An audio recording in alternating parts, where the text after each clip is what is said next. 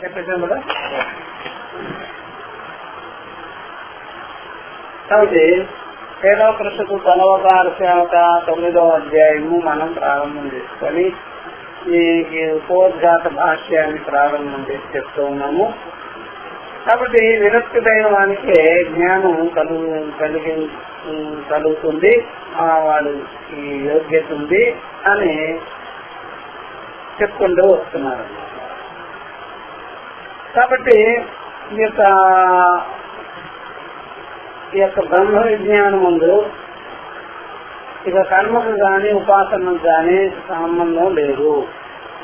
కాబట్టి జ్ఞాన కర్మ సముచ్చయ విషయంలో ఈ ప్రకారంగా ఎవరైనా వాదించేటువంటి వాడు ఎవరైనా ఇరువురికి గతంలో వాళ్ళు వేదాంతులు అని చెప్తున్నారనమాట. వాళ్ళు దేవ బ్రహ్మ ఐక్యం అని, దేవత ఐక్యం అని అట్లా చెప్పేవాడు అర్థాలు. అదంతా కూడా అదే జ్ఞానము అదే మోక్షం అని చెప్పేశారు. దేవతలోకి ఐక్యం చెందుతారు. ఆ దృష్టి పెట్టుకొని వాళ్ళ పేరు భాగవతకారులు ఇలా ఉండేవారు. భాగవతకారులని వాళ్ళకు వైష్ణవులు అన్నమాట, దేవ బ్రహ్మైక్య వైష్ణవులు. అలాగా పూర్వం ఉండేవారు. వాళ్ళు ఈ రకమైన దృష్టి ఉండేది వాళ్ళు. దానంతా శంకర్ల వాళ్ళు ఆనాడే ఖండన చేశారు. ఇది బాగా సూత్ర భాష్యంలో బాగా కనిపిస్తుంది. కాబట్టి ఎక్కడైనా సరే జ్ఞానకర్మ సముచ్చయాన్ని ఖండిస్తుంటారు శంకర్లు. ఆయన మూమెంట్ లో బాగా ఉండేది, కలిపి జరిగేది అన్నమాట. ఇప్పుడు కూడా ఉన్నది కానీ అది తెలియదు వాళ్ళు. ఇప్పుడు కూడా కట్టేస్తుంటారు. కాబట్టి కర్మ ప్లస్ ఉపాసన జ్ఞానం వీటి చేత మోక్షం వస్తుంది అంటే రాదు, కుదరదు అని చెప్పి. దానికి కర్మ ఉపాసన విషయాలు వేరే వేరేగా శృతిలో ఉంది.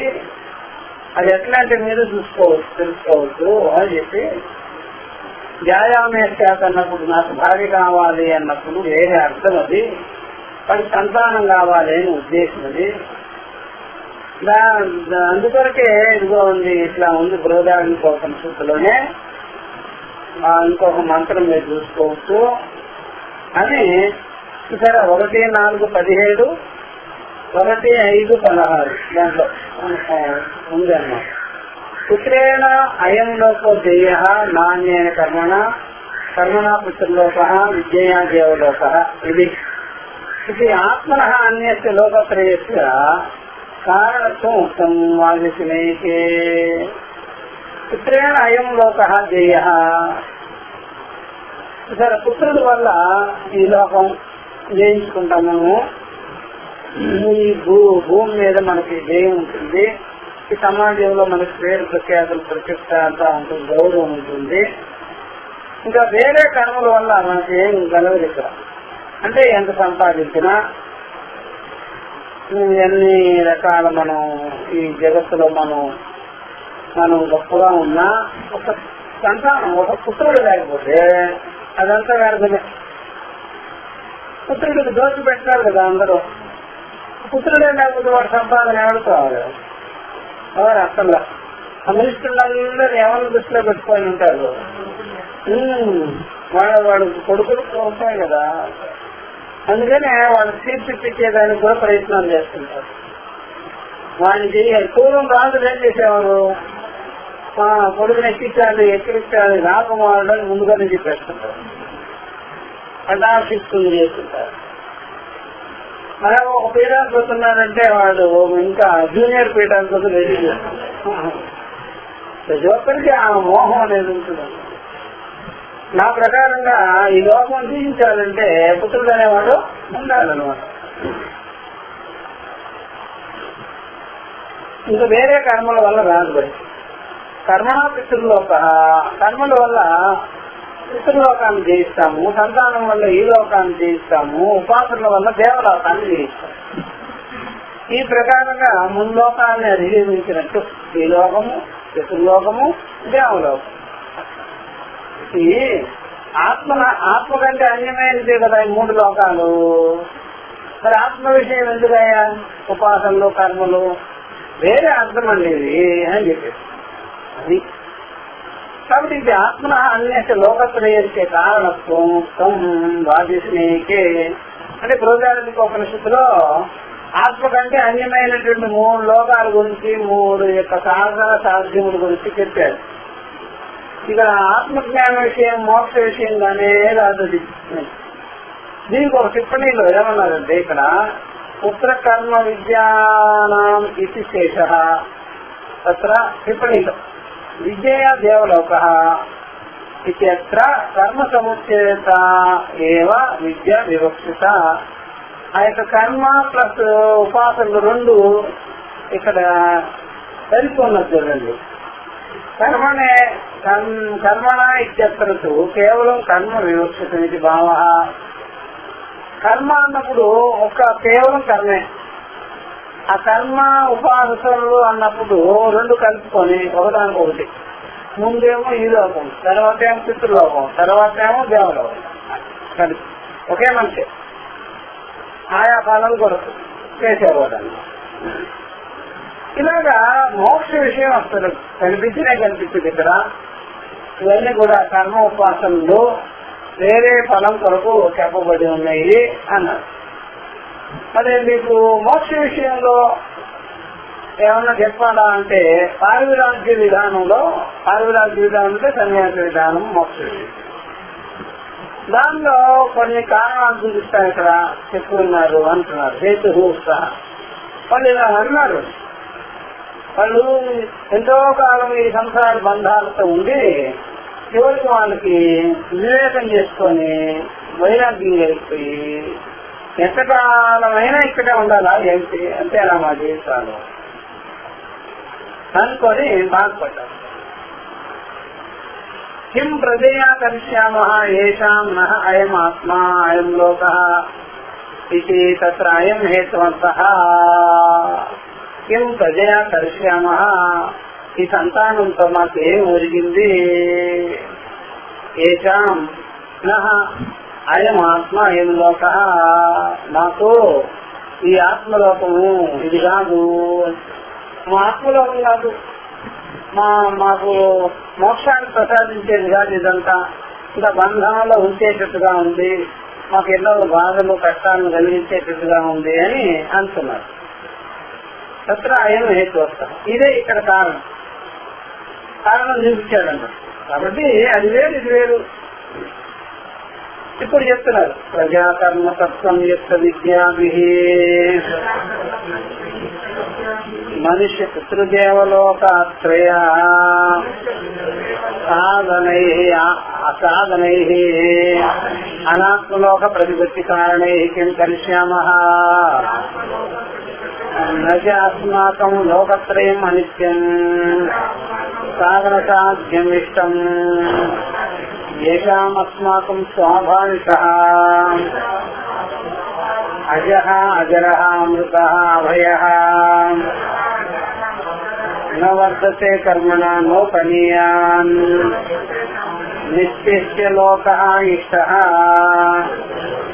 సచ నిత్యత్వాత్ న అవిద్యా నివృత్తి వ్యతిరేకేణ అన్య సాధన నిష్పాద్యః తస్మాత్ సచ్చిదాత్మ బ్రహ్మ విజ్ఞాన పూర్వకః సర్వేషణ సన్యాసః ఏవ కర్తవ్యః ఇతి.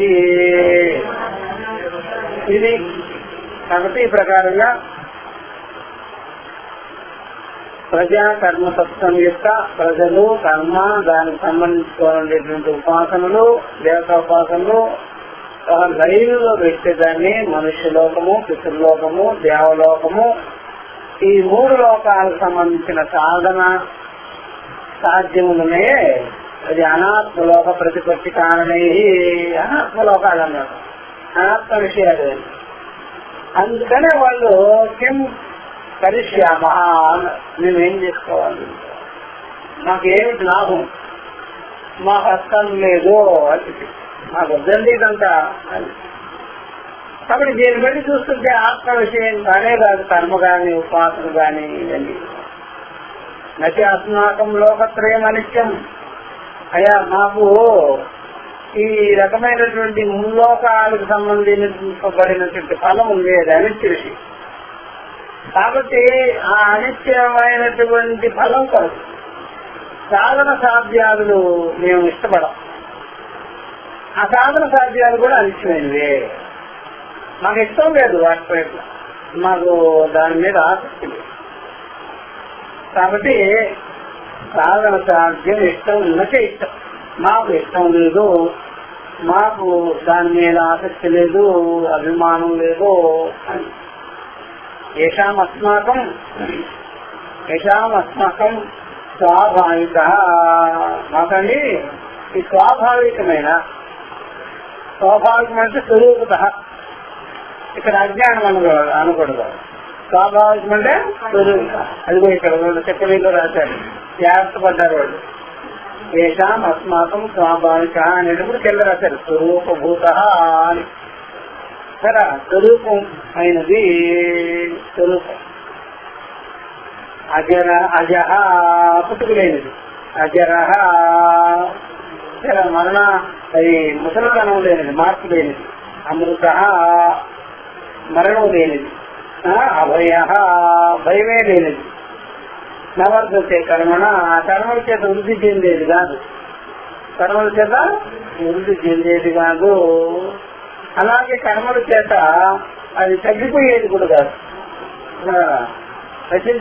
ఆ యొక్క ఆ కర్మల చేత అది పెరిగేది కాదు, తరిగేది కాదు. అలాంటిది మాకు నిత్యమైన లోకమే ఇష్టము. ఆ నిత్యమైన తత్వమే, నిత్యమైనటువంటి విషయమే మాకు కావాలి, ఇష్టమైంది మాకు, దానికోసమే మేము ఉన్నాం. ఇక ఇతరత్ర దేనికోసము లేదు మేము అని చెప్పేసి నిత్యత్వాత్. కాబట్టి అది నిత్యమైనది కాబట్టి దండలు చేసుకోవాలి. నిత్యత్వాత్ అవిద్య నివృత్తి వ్యతిరేకేణ అన్య సాధన నిష్పాద్య. అది నిత్యమైనది కాబట్టి ఏదైతే ఆత్మ విషయ జ్ఞానం కావాలనుకుంటున్నారో అవిద్యా నివృత్తి తప్ప భిన్నమైనటువంటి అన్యమైనటువంటి వేరే సాధన లేని సంపాదింపబడేదిగానే కాదు, వేరే సాధన చేస్తుంది కలిగేదిగా అని చెప్పారు. ఇక్కడ ఒక టిప్పణి ఉంది దాని గురించి. నిత్యత్వాదిదానేమపి అస్తి ఇది అవిద్యా మాత్ర వ్యవహిత ఇది అవతీయతే. ఇప్పుడు కూడా నిత్యమే అంటున్నారు టిప్పణిలో. ఇప్పుడు ప్రస్తుతం ఇప్పుడు కూడా నిత్యమే ఉన్నది. అక్కడ అవిద్య వల్ల మీకు అలా విపరీతంగా నేను సంసారిని దుఃఖిని అలాగా అనిపించుకోబడుతుందే గాని నిజంగా అది కొత్తగా పుట్టించి సంపాదించబడేది గానే కాదు. వర్తమానంలో కూడా నిత్యమేది. నహి నిష్పాద్యస్తే నిత్యత్వం సంభవతి. నిత్యత్వాన్ని ఎప్పుడు కూడా పుట్టించేది, ఆవిష్కారం చేసేది, ఆవిర్భావం చేసేది గానే కాదు. భూమిలో నుంచి తెప్పించినట్టుగా ఏదో మ్యాజిక్ చేసి తెప్పించినట్టుగా తెప్పించే విషయంగానే కాదు, నిత్యమైన వస్తుంది. కాబట్టి ఈ ప్రకారంగా ఎలా అంటే అన్ని సాధన వల్ల అది కలిగించుకునేదిగానే కాదు. తస్మాత్ ఇది అంతా అండర్లైన్ చేయాలి. తస్మాత్ వృత్తిగాత్మ బ్రహ్మ విజ్ఞాన పూర్వక సర్వేషణ సన్యాసహాయ కర్తవ్య ఇది. కాబట్టి ఎవరైనా సరే ప్రత్యేగాత్మ బ్రహ్మ విజ్ఞానం పూర్వకంగానే, ప్రత్యేగాత్మే బ్రహ్మము అనేటువంటి విజ్ఞానం పూర్వకంగానే సర్వేషణ సన్యాసహాయ కర్తవ్య. సర్వ ఆసక్తులు, ఇన్ని భార్య పుత్రులు, ఈ లోకము పై లోకము ఏ లోకమైనా వాటి విషయంలో కర్మకాండ చేసుకుంటూ జీవితాన్నంతా గడుపుకుంటూ ఉండడం కాదు, ఈ జ్ఞానం అనేది కలిగించుకోవాల్సి ఉన్నది. కాబట్టి అన్ని రకాలైనటువంటి బాహ్యమైన అనాత్మ విషయాలతో కూడుకున్న ఆసక్తిని విడనాడి ఉండాలి. ఇదే కర్తవ్యం. ఎవరికి? ముముక్షు. ముముక్షు ఇదే కర్తవ్యం అన్నమాట.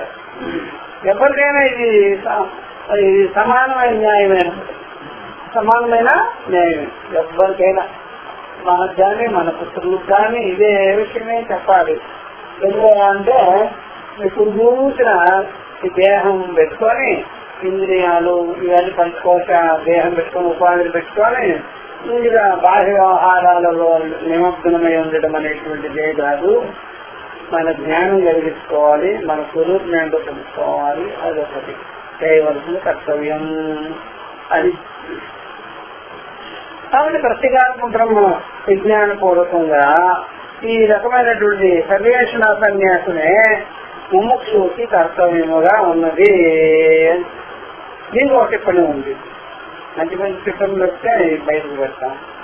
ప్రత్యేగాత్మ విజ్ఞానం సంపాద్య తద్వారా పుత్రాది ఈశనాత్రయ అవిద్యాకృత సన్యాస సమాసాధనీయ ఇత్యర్థ.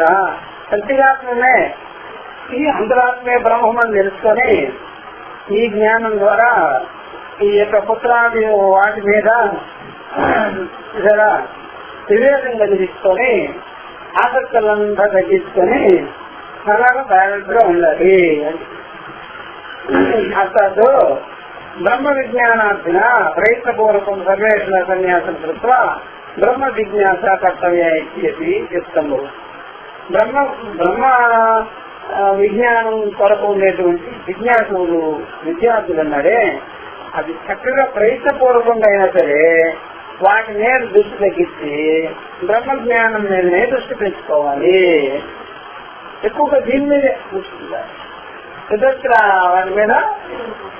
చాలా మందికి ఏదో కొద్దిగా భార్య బిడ్డలు ఆస్తిపాస్తులు ఏదైనా వ్యవహారాలు ఉంటే ఇక దానిలోనే తలమోహం అయిపోయి ఖాళీ లేదు ఖాళీ లేదు ఖాళీ లేదు అంటూ ఉంటారు. అప్పుడు మిగిలిన వాళ్ళు ఎవరన్నా విచారించుకుంటున్నారంటే మరి వాళ్ళకి ఏమిటి? వాళ్ళకి ఏమీ లేని వాళ్ళ, భార్య లేని వాళ్ళ, భర్త లేని వాళ్ళ, పిల్లలు లేని వాళ్ళ, ఇల్లు వాకులు లేని వాళ్ళ. మరి వాళ్ళకి ఖాళీ వచ్చింది, నీకు ఎందుకు ఖాళీ లేదు అంటే అసలు నీకు దానికి శ్రద్ధే లేదు, ఆసక్తే లేదు. ఈ లోకం అదే, వీడి లోకం అది. ఈ జ్ఞానమే వీళ్ళ లోకం. అందుకనే వీళ్ళు ఎంత టైం ఎలాగా కేటాయించాలో తెలుసు. మన లోకం అది కాదు కదా.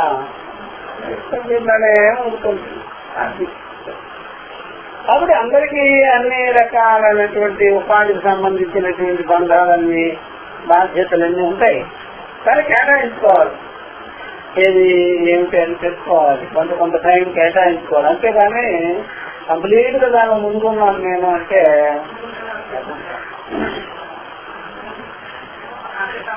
కాబట్టి ఈ విధంగా ఎలాగైనా సరే ముముక్షువైన వాడు ప్రయత్నం చేసుకొని ఈ విషయానికి వచ్చేదానికి ప్రాగులాడతాడు. అది కర్తవ్యం. కర్తవ్యంగా చెప్పారు. ఎవరికి కర్తవ్యం అది? ముముక్షు చేయవలసిన ధర్మం అది. ఈ విషయం బాగా చెప్పారు. ఈ ప్రకారంగా ముముక్షువైన వాడిని చెప్పబడిన విషయం అది. తర్వాత ఏమంటున్నారు చెప్తున్నారు చూడండి. కర్మ సహి సహభావిత్వ విరోధాస్య సిద్ధాత్మ బ్రహ్మ విజ్ఞానస్య నహి ఉపాత్త తారక ఫలభేద విజ్ఞానేన కర్మణా సత్యస్తమిత సర్వభేద దర్శనస్య ప్రతిగాత్మ బ్రహ్మ విషయస్య సహభావిత్వం ఉపపద్యతే వస్తు ప్రాధాన్యే సతే అపురుష తంత్రత్వాత్ బ్రహ్మ విజ్ఞానస్య. కాబట్టి కర్మతో ఈ జ్ఞానానికి బ్రహ్మ విద్యకి విరోధము. కర్మాలుగా రెండు తీసుకోవాలి. విరోధము కాబట్టి ప్రత్యేగాత్మ బ్రహ్మ విజ్ఞానములకు కర్మ ఉపాసనలు విరోధమై ఉన్నది అని చెప్పి ఇక్కడ జ్ఞాన విషయంలో నహి ఉపాస చెప్తున్నారు. కారక ఫలభేద విజ్ఞానైన కర్మణ. ఈ ప్రకారంగా ఈ కారక ఫలభేద విజ్ఞానములు అన్ని కూడా కర్మలన్నీ, కారకం అంటే కర్త, కర్త కర్మ ఫల భేదములతో కూడుకున్నటువంటి ఈ భేద విజ్ఞానం అంతా కూడా ఇదంతా కూడా ప్రత్యక్షమేత సర్వభేద దర్శనస్య ప్రత్యేకాత్మ బ్రహ్మంలో ఈ సర్వభేద దర్శనములు ఏమి లేవు. కాబట్టి ప్రత్యేకాత్మ ఎందు ద్వైత భావనలే లేవు. జీవుడిలో అన్నీ ఉన్నాయి. కర్తగా ఉన్నాడు, వాడు కర్మ చేయవాడుగా ఉన్నాడు, ఫలాసక్తితో ఉన్నాడు, ఎవరు సంసారి జీవుడు. ఈ ప్రత్యేకాత్మ బ్రహ్మ విజ్ఞానంలో ఇక ఏ రకమైనటువంటి ద్వైత భావనాదులు లేవు. సర్వభేద దర్శనస్య ప్రత్యక్షం. ఇది చెప్పారు. ప్రత్యక్షమిత అంటే ఏది లేని సర్వరహితమైన సర్వభేద దర్శనస్య ప్రత్యేగాత్మ బ్రహ్మ విషయస్య. అట్లాంటి రెండు ద్వైత భావాలతో కూడుకున్నది ఒకటి, అసలు ద్వైతమే లేనిది రెండవది. ఎలాంటి భేదములే లేదు. భేదముల సమస్త భేదములతో కూడుకున్న విషయం ఒకటి, జీవుడి విషయం, సంసార విషయం, ఎలాంటి భేదములు లేని స్వరూపం. ఆ రెండింటికి ఒక చోట జతగా ఉండటం కుదరదా? దీనికి మీకు బాగా స్పష్టం అవ్వాలంటే అంతఃకరణంలో చూస్తే అన్ని భేదాలు ఉంటాయి. అంతఃకరణ సాక్షి ఏందో ఎలాంటి భేదములో లేదు. రెండు ఒకటి ఎలా వస్తాయి? సాక్షి అంతఃకరణము రెండు ఒకటిగానే సార్. దృశ్యం ఒకటైపోదు, ఆత్మ అనాత్మ ఒకటైపోదు. కాబట్టి ఆత్మ ఏది భేదములు లేనిదై ఉన్నది. అట్లాంటి స్వరూపం. ఈ అనాత్మైనటువంటి ఉపాధులు, అహంకారము ఇదంతా కలిపి కర్తృత్వము, కర్మలు ఉన్నది, ఫలాసక్తి ఉన్నది. మరి ఈ రెండింటికి సమప్రకాశంతో విరుద్ధ స్వభావయో అన్నట్టుగా వెలుతురు చీకటి అంత విరోధమో ఆత్మానాత్మలకి ద్వైతము అద్వైతములకు అలాగ విరోధమై ఉన్నది. అందువల్ల సహభావిత్వం ఉంటుంది. ఒకటి గెలిచి రెండు ఒకటైపోవడం అనేది కుదరనే కుదరదు. ఎందుకు సార్ అట్లా అన్నారు మీరు? వస్తు ప్రాధాన్యత అపురుష తంత్రత్వాత. ఇక్కడ వస్తే ప్రాధాన్యం, తత్వమే జ్ఞానమే ప్రాధాన్యం. జ్ఞానం తప్ప రెండవది బ్రహ్మజ్ఞానం తప్ప రెండవది ఇక్కడ ప్రాధాన్యంగానే బ్రహ్మజ్ఞానమే ఇక్కడ ముఖ్యం. ఎందుకని? అపురుష తంత్రత్వాత. పురుష విద్యగా పురుష తంత్రం కాదు. ఇది సామాన్యమైనటువంటి పురుషుడు ఉన్నాడే, మామూలు బుద్ధి కలిగి సంసారిగా ఉండేవాడు, వాడికి సంబంధించింది కాదు. అపురుష తంత్రం అనగానే కర్తృత్వాది రహిత బుద్ధి, అహంకార రహిత బుద్ధి అనమాట. అపురుష తంత్రం అంటే ఆత్మ, పురుష తంత్రం అంటే కర్తృత్వం, అపురుష తంత్రం అంటే అకర్తృత్వం. కాబట్టి బ్రహ్మ విజ్ఞానం ఉందే వస్తు ప్రాధాన్యమైనది. అది జ్ఞానమే ప్రాధాన్యం, అనుభవమే ప్రాధాన్యం.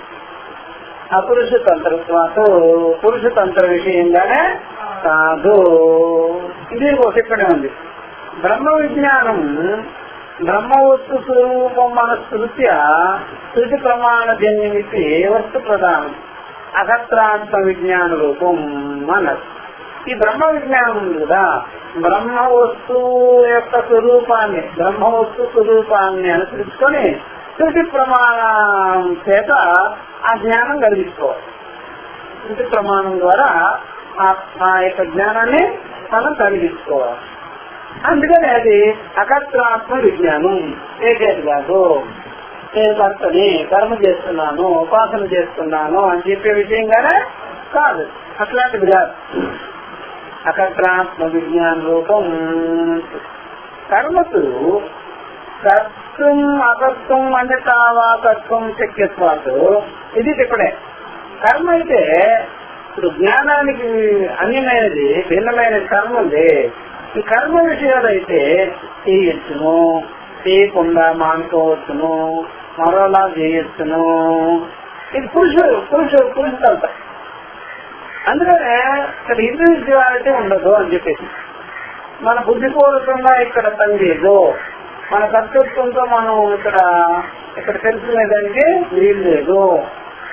చూసారా?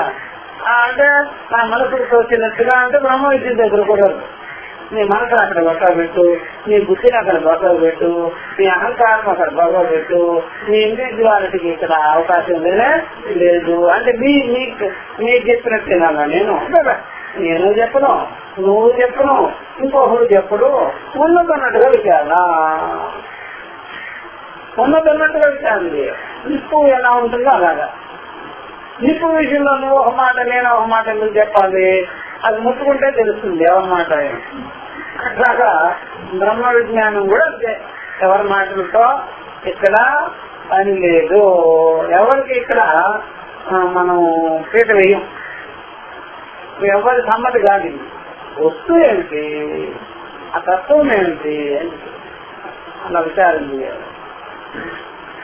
ఇది కూడా ఆ టైప్గానే విచారం చేస్తుంది. దాని సొంత మాట చెప్పేది.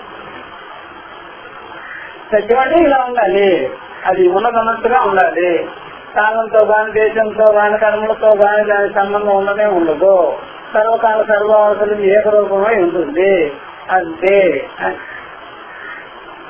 ఇక మన వ్యక్తిగతమైనవన్నీ అక్కడ పెట్టకూడదు, చూడకూడదు. ఈ కాలం సరిపోద్దా, ఆ కాలం సరిపోద్దా, ఎందుకనే ఇట్లా? అందుకనే ఇక్కడ కర్తం అకర్తం శక్యం అనితావా కర్తం శక్యం ఉంది కదా. ఇది పురుషతంత్రం, కర్తాత్మ విజ్ఞానాపేక్ష. కర్త యొక్క భావానికి సంబంధించుకున్న విజ్ఞానం. వాడి భావం వాడు ఇండివిజువల్ గా ఏదో అనుకుంటాడు. అది నతయో సముచ్చయ కడితే ఈ ప్రకారంగా వీటితో సముచ్చయం గుణమే కుదరదు. ఒకటేమో వస్తుతంత్ర విద్య, ఇంకోటేమో కర్తృతంత్ర భావము. ఆ రెండింటికి ఒక చోట సింగం ఉండేదానికి, సైమల్టేనియస్ గా ఉండేదానికి వీరు పడదు. అది వేరు, ఇది వేరు. అందువల్ల బ్రహ్మాత్మ ఏకత్వ విజ్ఞానం ఉందో, నేను జీవుణ్ణి, దుఃఖిని, సంసారిని అనేటువంటి ఆ యొక్క బుద్ధి, దానికి దీనికి ఒక్కటిగా ఉండటం అనేది కొత్తగానే తప్పదు. అది వేరే, ఇది వేరే. పశుప్రాణాన్నే సతే అపురుషతంత్రత్వాత్ బ్రహ్మ విజ్ఞానస్య. బ్రహ్మ విజ్ఞానం అతిది కాబట్టి సమస్య కుదరదు అని అట్లా ఇప్పుడు చెప్తున్నారు. గ్రంథ సంబంధ ఉపసంహార. ఈ గ్రంథ యొక్క సంబంధం ఉందిరా, దానికి ఉపసంహారం చేసి పరేస్తున్నారు. తస్మాత్ దృష్టాదృష్టిభ్యః బాహ్యసాధన సాధ్యేభ్యః విరక్తస్య ప్రతిగాత్మ విషయా బ్రహ్మ విజిజ్ఞా ప్రతిగాత్మ విషయా బ్రహ్మ జిజ్ఞాసాయం కేనేషితం శృతిత్యాని శృత్యా ప్రదర్శతే.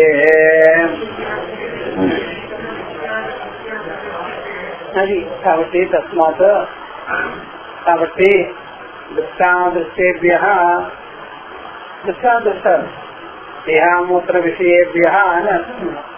దేహ అమూత్ర. దేహ అంటే ఇప్పుడు దృష్టం, అమూత్ర అనగానే స్వర్గాది విషయం, పై లోకాలు, పై విషయం. రాబోయేది కూడా అనుకోవచ్చు తర్వాత. అది అదృష్టం.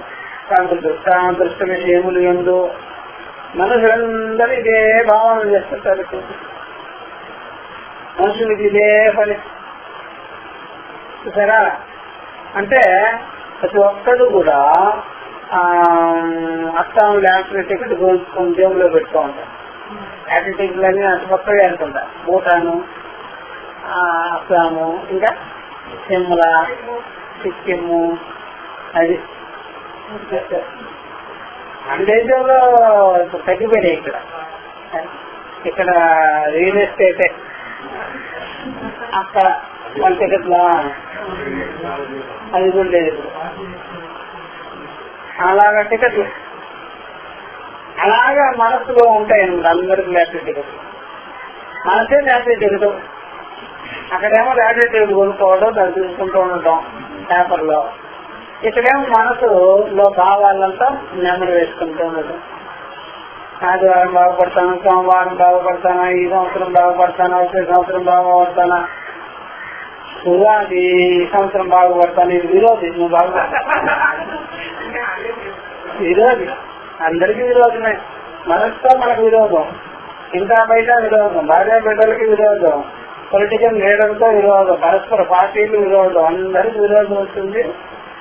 దేవతలకు కూడా మనకు విరోధం వచ్చేస్తుంది, ప్రకృతితో విరోధం వచ్చేస్తుంది, అందరితో విరోధమే. విరోధంలో ఎవరు బాగుపడతారు? విరోధనాంశం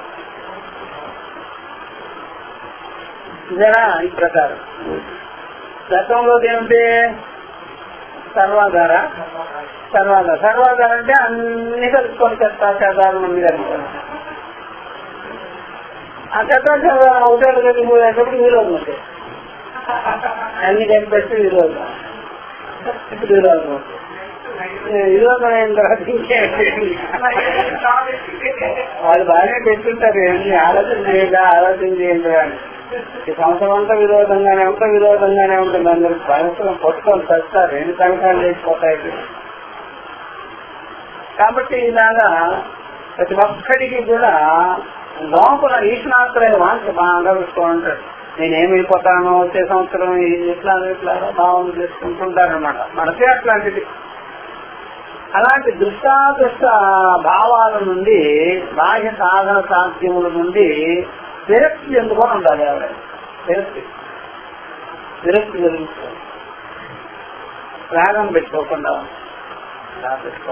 ఉండి ఇక్కడ చెప్తున్నాడు.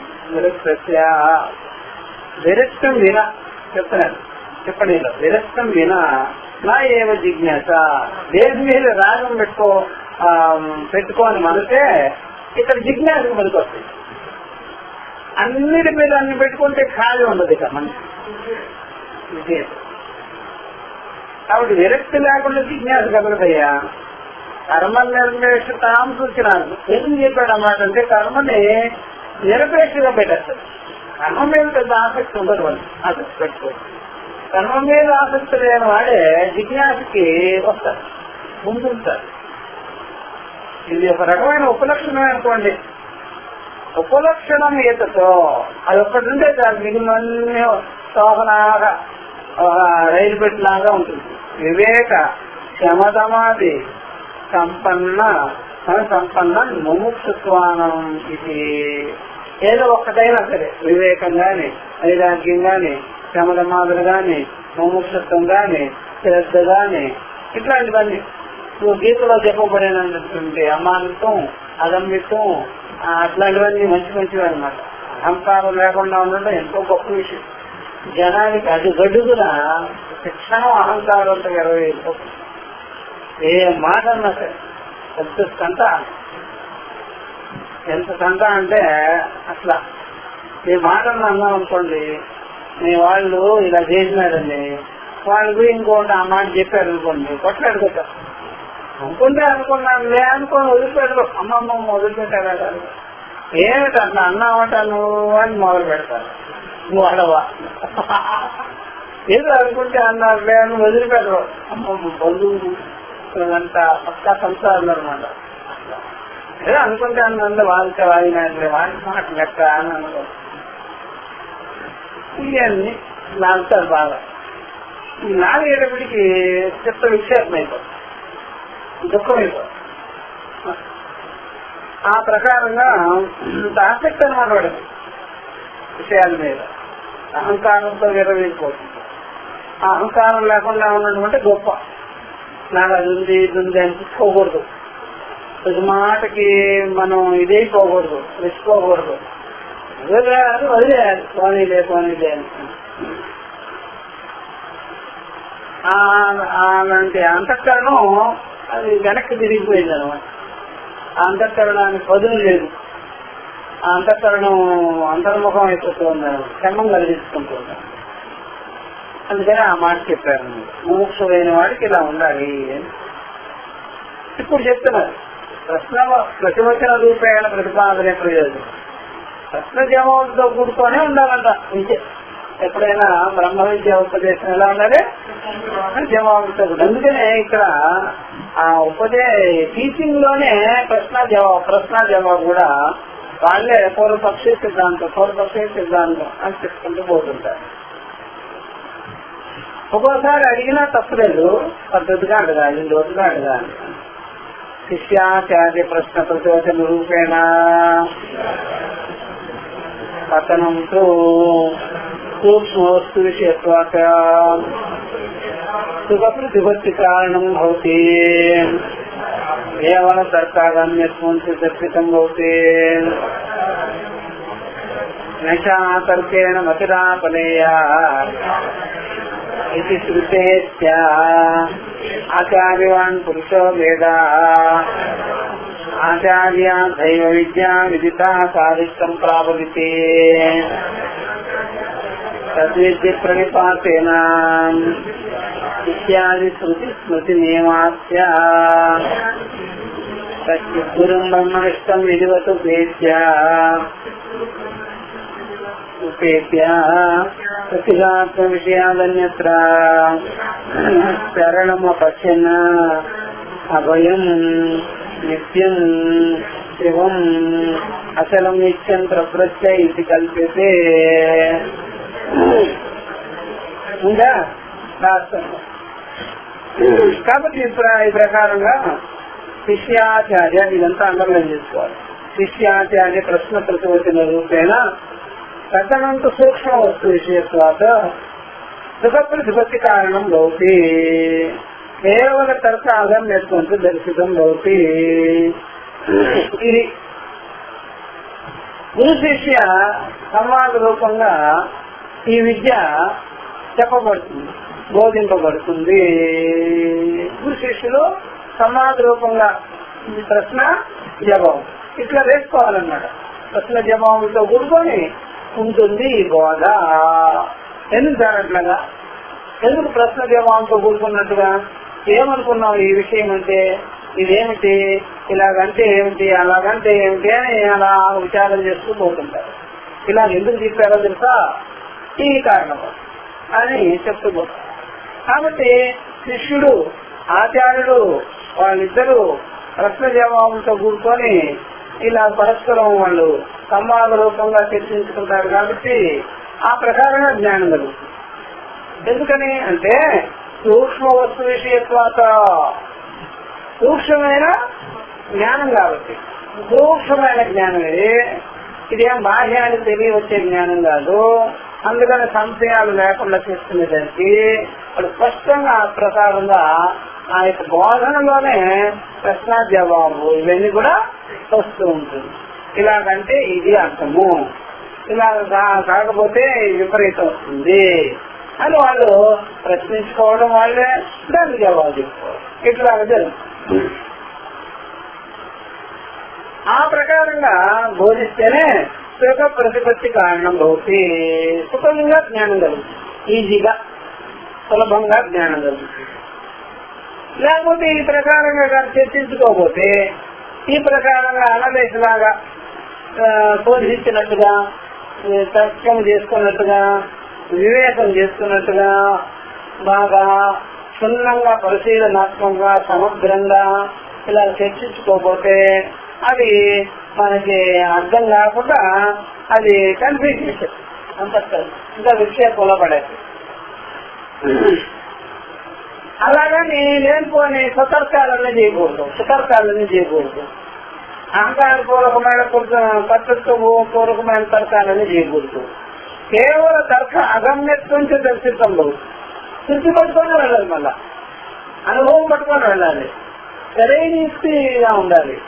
ఆ యుక్తి ఏదైనా చేస్తే అనుభవం రావాలి, ఎక్కడికి పడితే అక్కడ అయిపోకూడదు. అట్లా స్పష్టంగా ఉండాలి. కేవలం తర్క అగమ్యత్వం దర్శితంలో కేవలం తర్కం చేసుకుంటూ ఉండకూడదు. తర్కానికి దొరకదు విషయం. తర్కము అనగానే అలా చెప్తే ఎలా కుదురుతుంది, ఇలా చెప్తే ఎలా కుదురుతుంది, నిజమంటారా, అదంటారా, ఇదంటారా అనకూడదు. విచారం చేసేదానికి కృషి చేసుకోవాలి. జరుగుతేనే అట్లా ఎట్లా అనేస్తారు. నైషా తర్కేణ మతిరాపనేయ. నా ఏక తర్కేణ నా ఏక ఆత్మ తర్కేణ మతి నా ఆపనేయ నా ప్రాపణీయ.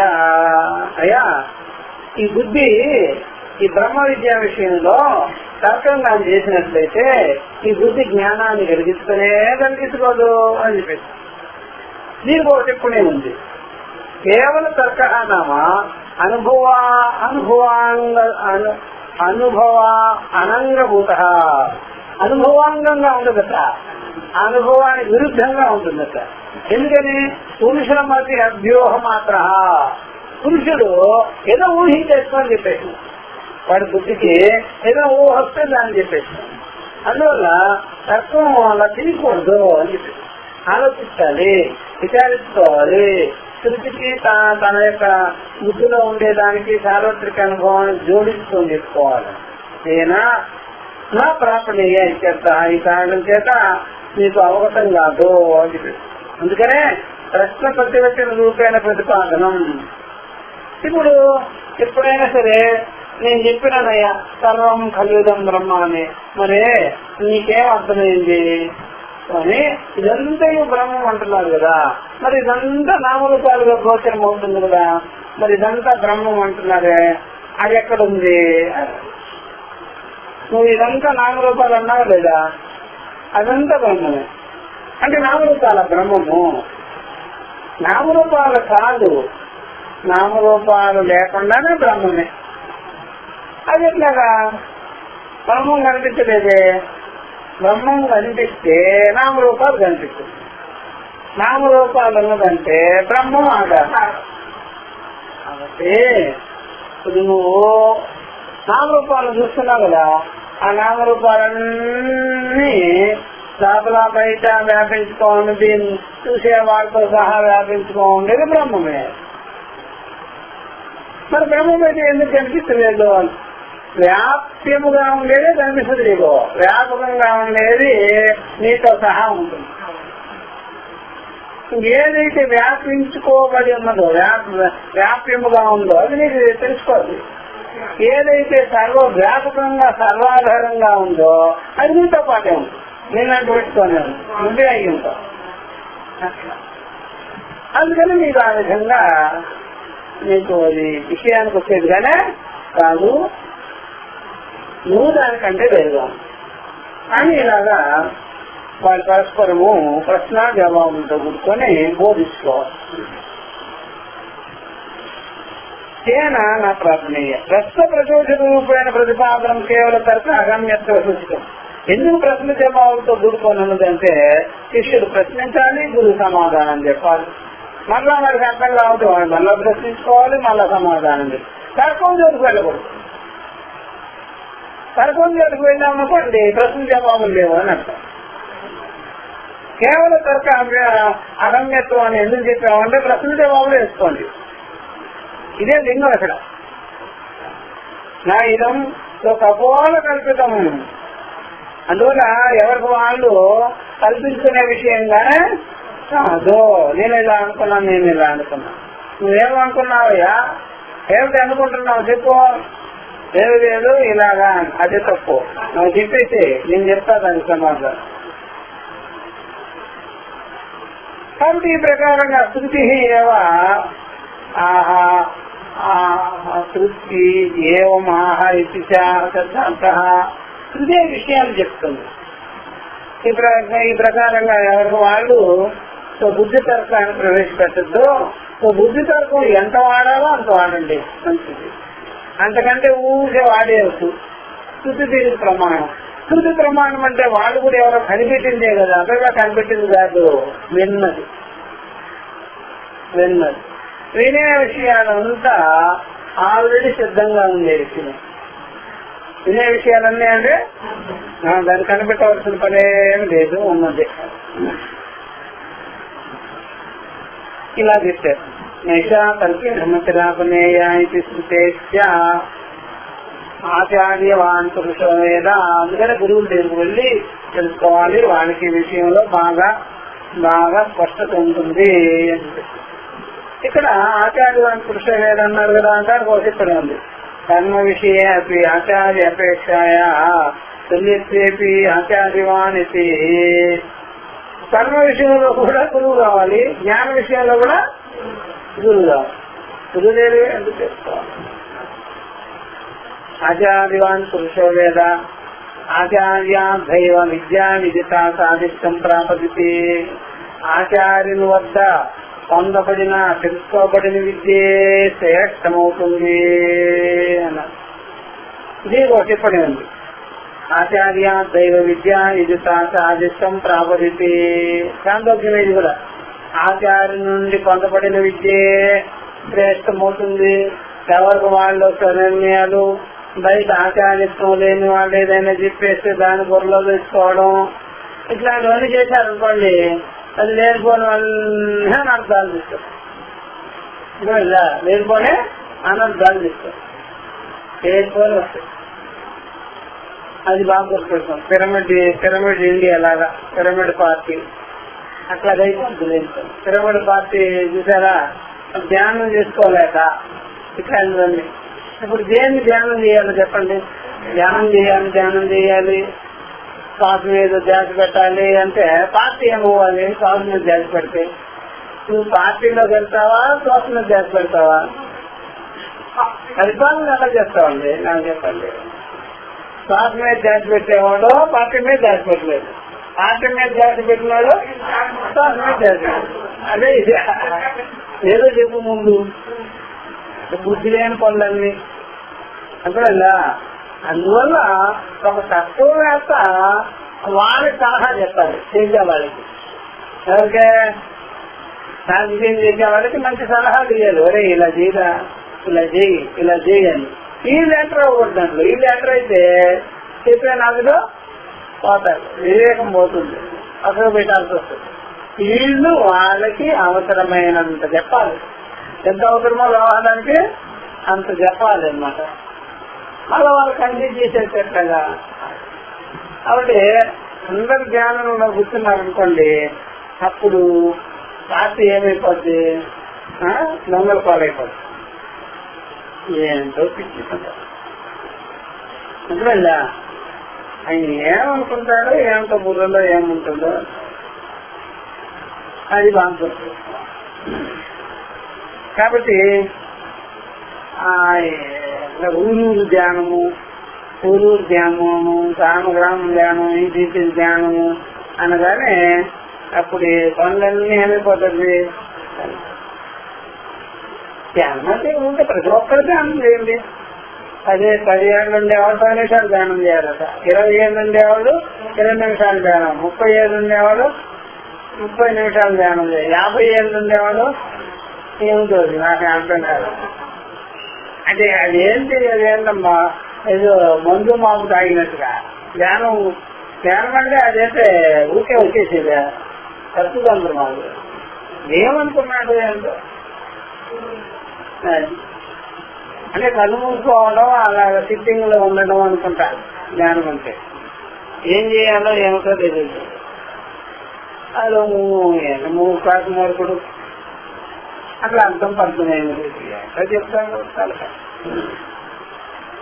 కాబట్టి జనాలు ఎక్కువ స్టార్ట్ అయ్యే వాళ్ళు. కాబట్టి ఆచార్యవాన్ పురుషో వేద ఆచార్య దేవ విద్యా విదిత సాధిష్టం ప్రాపతి. ఆ యొక్క ఆచార్యులు, గురువులు, బ్రహ్మవేత్తలు ఉంటారు కదా, అలాంటి వాళ్ళ దగ్గర వెళ్ళి తెలుసుకోవాలి. ఇలా ఊరికే వ్యవహారం వ్యాపారం చేసుకునే వాళ్ళ దగ్గరికి వెళ్తే వీళ్ళంతా కేవలం ఏదో పేరు ప్రఖ్యాతులు, మేము కూడా ఉన్నాము అని ఏదో ప్రచారం అనమాట. అంతే తప్ప వేరేది కానీ అట్లా ఎవరో పోయి నీకు ఓటు ఎవడేస్తావా అని అడిగాడు. నువ్వు అసలు ఏమంటున్నా చేసే పని ఏంటి, నీకు ఓటు ఎవడేస్తాను, నువ్వు నిలబడ్డావు ఏంటి వాటిలోకి? నలుగురికి తెలిసి అన్నా వస్తుంది నేను ఓడిపోతే పోనీ, నలుగురికి తెలుస్తుంది కదా. అందుకని పాంప్లెట్లకి ఎంతో పెద్ద ఖర్చు కాదు, పాంప్లెట్లు పని చేస్తాను నలుగురు ప్రచారంలో అయినా వస్తుంది కదా. అంటే చూసారా ఏం పెట్టుకోమన్నారు? ఓడిపోతే పని ఏమొస్తుంది, పలానా వాడు ఇలాగా తిరిగాడు ఓడిపోయాడు అని అందరు బుర్రలో వేసుకుంటారు కదా. అంతే ఆ టైపు మనుషులు కూడా ఉంటారనమాట కొంతమంది, అది ఒక పనిగా కనపడుతుంటారు.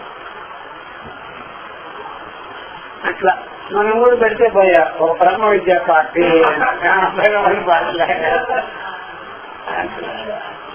చూసారా, ఒకటి వేస్తాడేమో, నా ఓటు నేను వేసుకుంటా. ఆచార్య దేవ విద్యా విదిత సాధిస్తం ప్రాపవితి అని చెప్పినా దాన్ని టిప్పణి చేస్తున్నారు చూడండి. ఆచార్య ఉపదేశ దేవ విద్యా సాధకతమత్వం సాధకతమత్వం ప్రాప్తం. ఆచార్యం ద్వారా పొందబడిన విద్య ఉత్తమం అవుతుంది, శ్రేష్టమవుతుంది, సాధకతమం అవుతుంది. అదే పొందినట్టు ఏది తెలుసుకున్నామో అది తెలుసుకున్నది అవుతుంది, ఏది పొందామో అది పొందినట్టు. ఎందుకు వెళ్ళాము, ఈయన ఉపదేశం సఫలానికి ఎందుకు సార్ ఇట్లాగా ఫలప్రాపిక భౌతికి సరైన ఫలాన్ని ఇస్తుంది, సరైన అర్థాన్ని ఇస్తుంది, సరైన జ్ఞానాన్ని ఇస్తుంది. నువ్వు ఆచార్యం దగ్గరికి వెళ్ళండి, కష్టపడద్దు. అందుకనే తద్విధి ప్రణిపాతేన పరిప్రశ్నేన సేవయా గీత ఇత్యాది శృతి స్మృతి నియమాఖ్య. దానికి కూడా ఒక చెప్పని చెప్పారు. సమ్యక్ దర్శి ఉపదిష్టమేవ జ్ఞానం సారిక్షమితి అది ఆ మంత్రంలో ఆ శ్లోకంలో ఉంది కదా. తద్విధి ప్రణిపాతేన పరిప్రశ్నేన సేవయ ఉపదేశంతే జ్ఞానం జ్ఞానిన తత్వదర్శి అని. ఆ సమ్య జ్ఞానం కలిగించుకున్న వాళ్ళు ఎవరైతే ఉంటారు కదా, వాళ్ళు ఉపదేశిస్తే బాగా పనిచేస్తారు.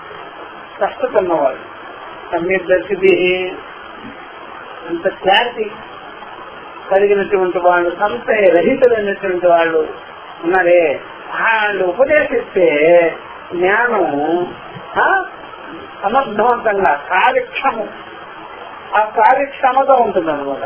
ఆ జ్ఞానం అంత క్లియర్ కట్ గా ఉంటుంది. ఆ జ్ఞానం అంత ఆ జ్ఞానం చూసారా అంత సమర్థతగా ఉంటుంది, స్పష్టంగా ఉంటుంది. అందుకనే యజ్ఞాత్వా నా పునర్మోహం అని చెప్పింది. యజ్ఞాత్వా నా పునర్మోహం యాస్యసి. అర్జున మీకు తెలుసుకున్న వెంటనే ఇది మీకు మోహం కలగనే కలది మీట. ఇలాంటి జ్ఞానం కలిగించుకోయా అని ఇత్యాది శృతి ప్రమాణాల ద్వారా, స్మృతి ప్రమాణాల ద్వారా, అంటే గీతా ప్రమాణాల ద్వారా నియమం కూడా అలాగే ఉంది. నియమం అంటే గురువు దగ్గరికి వెళ్ళడం అనేది నియమం కదా. అవ్వరు వేరే ఎవరికైనా చెప్తారు, లేకపోతే చెప్పడం ఉంది.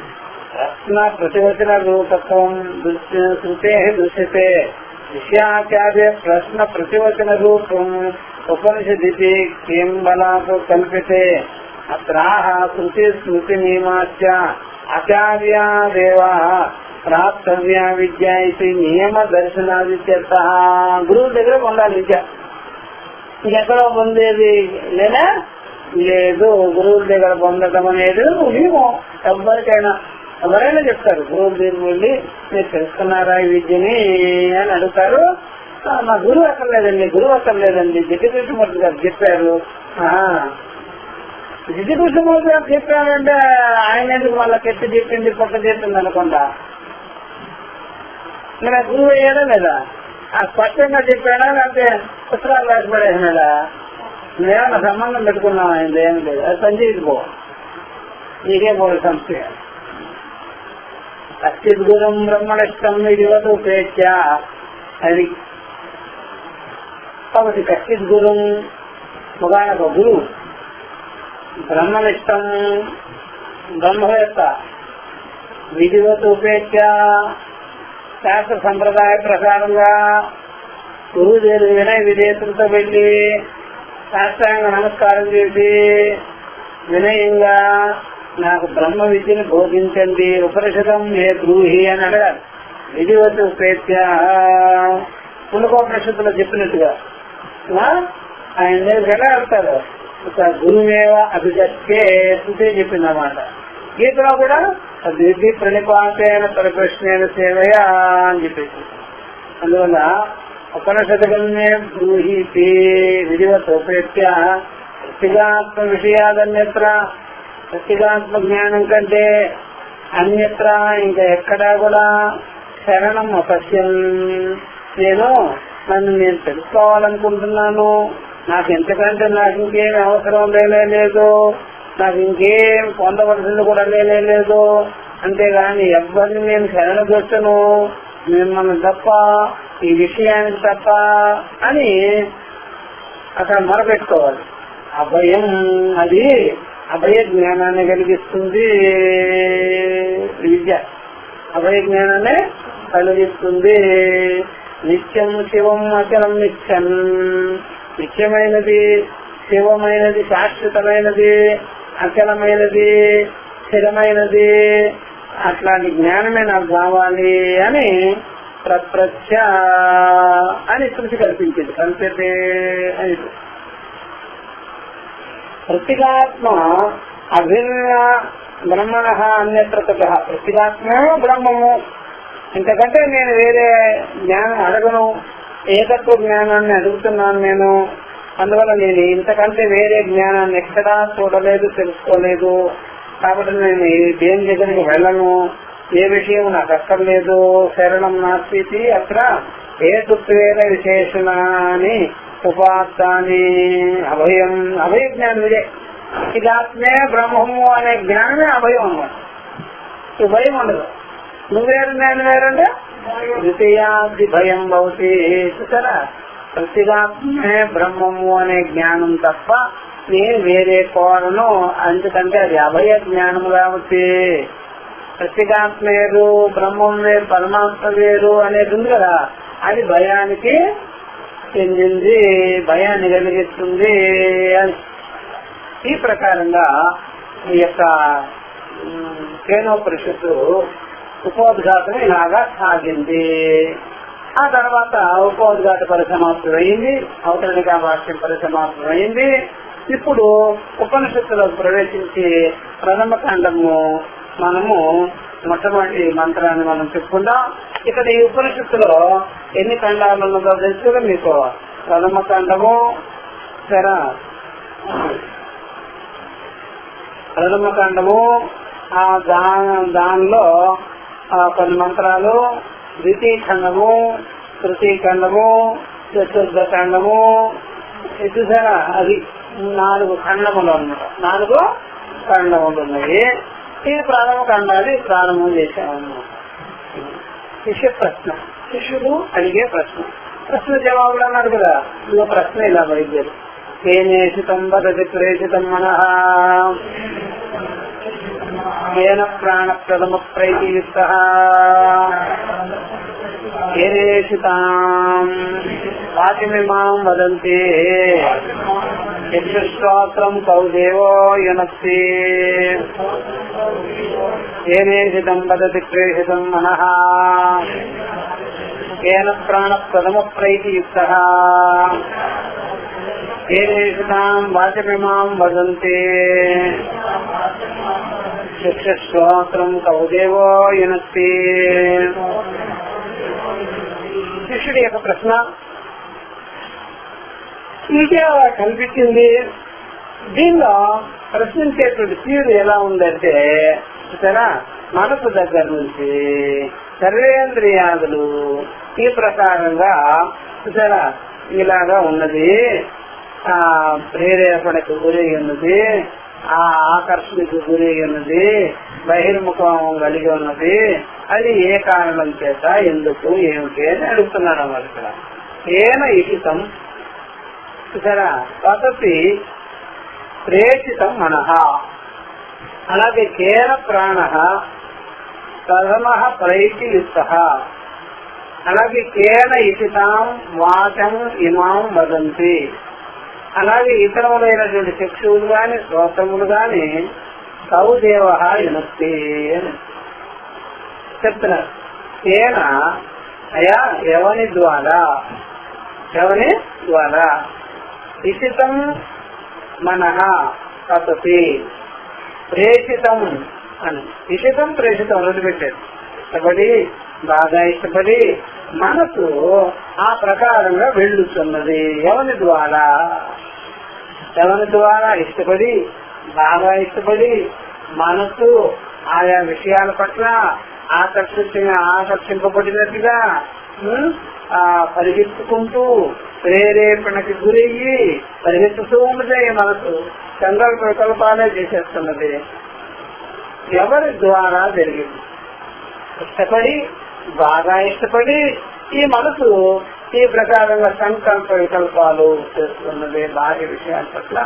ఎవరి ద్వారా ఇలాగా జరిగింది? ఎవరు ఆయన? ఒకటి మనసుకి సంబంధించినటువంటి ప్రశ్న. అలాగే ఇంకొక ప్రశ్న ప్రాణానికి సంబంధించినది. ఏన ప్రథమ ప్రాణ ప్రైతియుక్త అయా ఎవరి ద్వారా ఈ అన్నిటికీ ముందున్నటువంటి ప్రాణము. జీవి ఉండాలంటే ఎవరు ఉండాలి? ప్రాణం ఉండాలి. శ్వాస విశ్వాసం పట్టుకొని మనం ముందు శ్వాస విశ్వాసం చూస్తామా, మనసు చూస్తామా? మా అందరికి బాగా తెలిసేది శ్వాస ఎక్కడ మనసు కానే కదా. నీళ్లు కొట్టుకుంటుందా, చేయి కొట్టుకుంటుందా, నాడి కొట్టుకుంటుందా అని మనం చూస్తాము. ముక్కు దగ్గర చేతులు పెట్టి వేళ్లు పెట్టి చూస్తాము. ఈ ప్రకారంగా అన్నిటికీ ముందుగా ఈ శరీరం ఏందో ఆవిర్భావమైనటువంటి ప్రాణం ఉంది కదా. ఎవరి ద్వారా నియమింపబడి బాగా రైతి ప్రకర్షేణ ఏంటి యుక్త హేర ప్రాణ ప్రథమ రైతి అని అడిగారు. ఎవరి ద్వారా నియమింపబడి బాగా ఈ ప్రాణము శ్వాస క్రియ చేయుతున్నది. ఎవరి ద్వారా? అట్లాగేనండి. ఇంకొకటి ఏమైతం ఎవరి ద్వారా బాగా ఇష్టపడి వాచము ఇమాము ఈ వాక్కు ఉంది కదా, శబ్దజాలన్నీ మాట్లాడుతున్నది. ఎవరి ద్వారా ఇష్టపడి? ఎవరు ఇష్టపడి ప్రకారంగా మాట్లాడిస్తున్నది వాక్కు ద్వారా. అట్లాగే ఎవరి ద్వారా ఇష్టపడి చక్షువులు చూస్తున్నది. అట్లాగే ఎవరి ద్వారా ఇష్టపడి శ్రోత్రేంద్రియం శబ్దాలంతా కూడా వినగలుగుతున్నది. కాబట్టి ఎవరా దేవుడు? ఎవరా భగవంతుడు? దేవుడు దేదీప్యమానత్వాలు ప్రకాశమానత్వాలు ఎవరా దేవుడు? వీటిని నియమించుకొని ఉన్నాడు, నియమింపజేశాడు అని అడిగారు. ఎవరా దేవుడు? ప్రకాశింపజేసేవాడు దేవుడు ఆయన ఎవరు అని అడిగాడు. అంటే సర్వేంద్రియాలను ప్రేరేపణకు గురి చేసిన వాడు, దానికి ప్రవర్తనను కలిగించిన వాడు, ప్రవృత్తిని కలిగించిన వాడు ఇవన్నీ ఎవరు అని అడిగారు. ఎక్కడి నుంచి ప్రారంభమైంది? మనస్సు నుండి ఇంద్రియాల వరకు అన్నమాట. మొత్తం వచ్చేసి ఆధ్యాత్మిక ఇంద్రియ సముదాయాన్నంతా అడిగేశారు. అంతఃకరణము, తర్వాత ప్రాణము, తర్వాత కర్మేంద్రియము, తర్వాత జ్ఞానేంద్రియ, మొత్తం టోటల్ గా మన శరీరంలో ఏవేవి ముఖ్యమైనటువంటి భాగాలు ఉన్నాయో, అవన్నీ అంగాలు ఉన్నాయో, అవన్నీ ఇంద్రియాది సముదాయం అంతా కూడా సంఘాతం ఉంటాం కదా, అవన్నీ టోటల్ గా వచ్చేసాయి. ఎవరు ఈ యొక్క ఉపాధి ఎందు ప్రేరేపణ చేస్తున్నాడో అదే ఎవరు చేస్తున్నారు? ఎవరు? ఆత్మే కదా. అవిద్య చేత ఆత్మ ఈ యొక్క సర్వేంద్రియాలని, ఈ ఉపాధిని ప్రవృత్తికి గురి చేస్తుంది. ఆత్మ ఎందు కల్పించుకున్నటువంటి అధ్యాస ద్వారా ఈ వ్యవహారం అంతా నడుస్తున్నది అని జవాబు చెప్పాలి. కాబట్టి ఈ మొత్తం ఈ యొక్క మంత్రము, ఈ మంత్రం మీద ఉండేటువంటి భాష్యము, ఈ టోటల్ గా అదంతా ప్రశ్నకు సంబంధించింది. దేనికి? దీని మీద ఉపనిషత్తు జవాబు చెప్తుంది. మొత్తం దీని లొకేషన్ కదా, దీని మీదే ఉంటుంది ఉపనిషత్తు అంతా. ఈ పంచ జ్ఞానేంద్రియాలు, పంచకర్మేంద్రియాలు, మనసు, బుద్ధి, అహంకారము, ప్రాణము, దీని మీదే చర్చింటుంది అనమాట. ఇది ఆధ్యాత్మిక ప్రశ్నావళి. ఆధ్యాత్మిక ప్రశ్నావళి దీని మీదే ఉంటుంది అనమాట. ఇంకా బయటికి ఎక్కడికి పోయి అడగరా వాళ్ళు, కేవలం శరీరాంతర్గతమైన ఉపాధి అంతర్గతమైన శరీరేంద్రియ సంఘాత విషయాన్ని వాళ్ళు ప్రశ్నించుకొని జవాబు రాబట్టేదానికి ప్రయత్నిస్తున్నారు. దానికి జవాబు ఇలాగా వచ్చింది. స్తోత్రస్య స్తోత్రం మనసో మనోయత వాచో అవాచం సౌ ప్రాణస్య ప్రాణ చక్షుషు అతిముఖ్య దేవా ప్రేత్యస్మాత్ లోకా సమృద్ధా భవంతి. రిజల్ట్ కూడా చెప్పాలి. ఈ ప్రకారంగా మీరు తెలుసుకున్న వెంటనే అమృతులైపోతారు. అమ్మో నేను ఇంత అడిగితే మీరు ఇంత చెప్పేసినారంటయ్యా మంత్రం మొత్తం. ఇక ఈ 2 మంత్రాలు ప్రశ్న జవాబులు దీని యొక్క ఎలాబరేషన్ కంపెనీతో ప్రశ్న మనం నెక్స్ట్ టైం నెక్స్ట్ క్లాస్ ఓం